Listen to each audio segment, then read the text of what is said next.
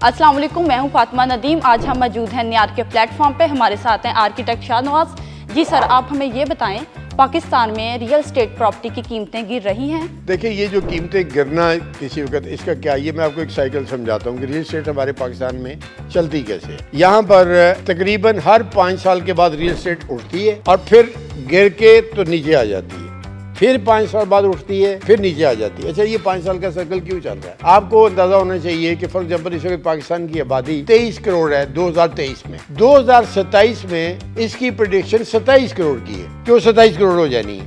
अब ये जो 4-5 साल का फर्क पड़ा है, जिसका मतलब है कि आबादी बढ़ी। हर 5 साल के बाद जो यूथ थी उसकी शादियां हुई, उनको घर चाहिए, उन्होंने घर खरीदने, उन्होंने बचतें की, लोन लिया और घर खरीदने की स्टेज आ गई। अच्छा, अब उन्होंने किसी ने प्लॉट खरीद लिया कि चले मैं पहले प्लॉट ले लेता हूँ, बनाव में बाद में लूंगा। किसी ने घर खरीद लिया।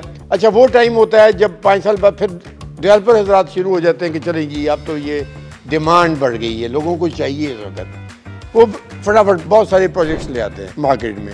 कोई प्लॉट्स के ले आता है, कोई अपार्टमेंट्स के ले आता है। लोग खरीदते, उन्होंने तो खरीदना है, उन्होंने अपनी जरूरत पूरी करनी है।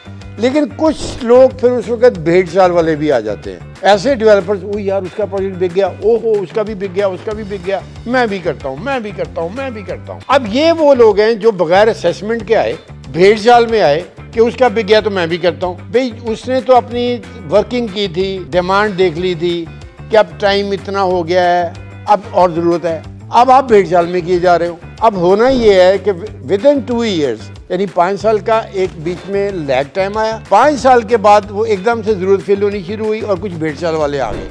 अब भेड़ चाल वालों ने एक्सेस कर दी मार्केट में सप्लाई की, प्लॉट्स बहुत सारे पैदा कर दिए, अपार्टमेंट्स बहुत सारे कर दिए। मसलन फॉर एग्जांपल मैं आपको 2022 दिसंबर की सिचुएशन बताता हूँ इस्लामाबाद रावलपिंडी की। वहां पर 2020 में यही टाइम आया, 2019-20 में, कि वहां पर घरों की और प्लॉट्स की जरूरत थी। जल्दी से प्रोजेक्ट्स आने शुरू हो गए और बिक भी गए। लेकिन 2 साल के अंदर अंदर इतने ज्यादा प्रोजेक्ट्स आ गए कि वो 1 लाख घरों की जरूरत थी उस वक्त पिंडी और इस्लामाबाद दोनों जगहों पर, एक्सपेट्रिएट्स का मिला के। अब वहां पर 5 लाख प्लॉट और अपार्टमेंट्स आ गए, जिसका मतलब है कि आपने डिमांड सप्लाई को डिस्टर्ब कर दिया। सप्लाई आपने ज्यादा कर दी, डिमांड थोड़ी थी। अब उसका नतीजा क्या हुआ? अब इस वक्त मार्केट 50% डाउन पर आ गई, नीचे आ गई कीमतें, इसलिए कि सप्लाई बहुत ज्यादा है, खरीदने वाला मिल कोई नहीं रहा उनको। तो इस तरह से ये बाज़ दफा बैलेंस खराब हो जाता है। कहाँ 1 लाख की जरूरत थी, 5 लाख उन्होंने मार्केट में फ्लोट कर दिया, प्लॉट और अपार्टमेंट्स। तो उनके साथ फिर यही होगा ना, फिर वो डाउन तो होना है। वो तो फंसे हुए हो, आप बना रहे हो, आप रुक तो सकते नहीं। आप तो आपने कोशिश करनी है कि जल्दी निकल जाए तो चले, कम कीमत पर निकल जाए।